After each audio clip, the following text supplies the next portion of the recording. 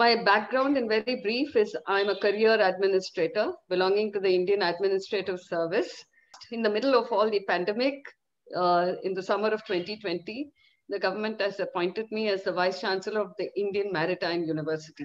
Prior to taking up this assignment as Vice Chancellor, I was the head of the Maritime Authority of India, which is in India called the Director General of Shipping.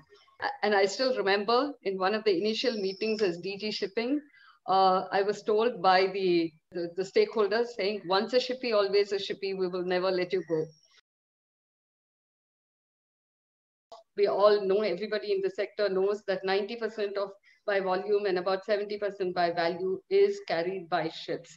They're all working at the back end, so nobody really knows that, how this toothpaste or toothbrush or computer landed up in your office or at home or in the shop, in the retail, in the wholesale. It's all back-end operations. It is, it's much more important than the airlines in terms of transporting goods and material.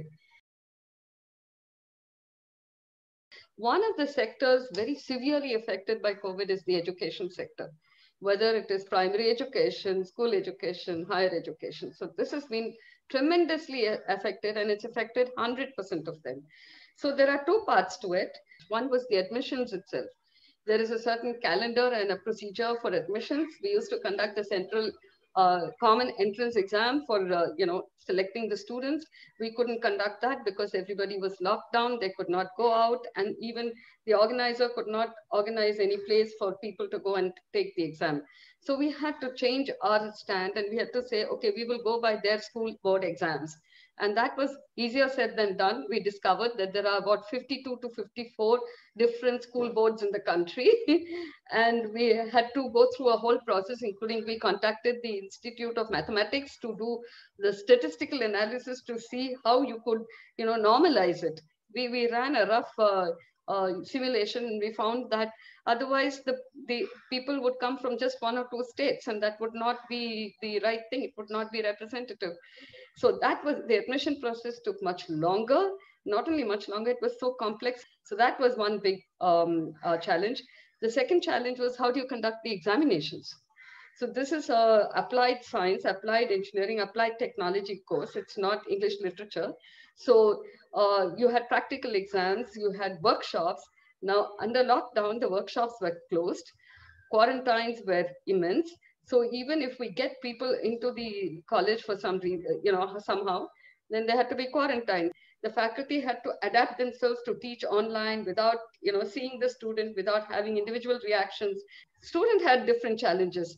One was, did they have access to the technology? Did they have access to a smartphone? And even if they had access to a smartphone, how many hours can you be glued to the smartphone? Is it the same as person-to-person teaching?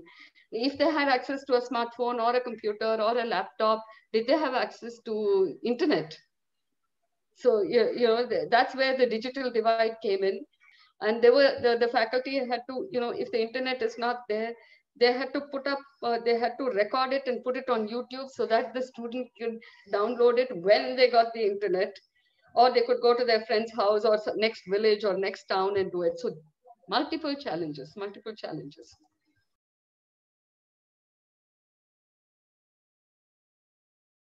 We were born on this earth to interact with each other, to take care of each other. And it's not just work. It's not just creation of wealth. It's not all about productivity and GDP. It's about doing something for others, music, sports, some recreation.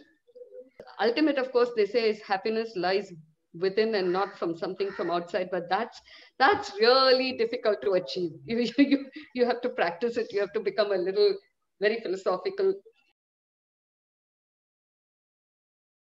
The pandemic is not gone, so we have to be very, very careful, but don't worry too much about it. Otherwise, it just eats into your brains. Just take care of yourself, and this will go. Everything has to come to an end. Like they say, if the winter is here, can the spring be too far behind? So just stay safe, stay healthy, stay connected.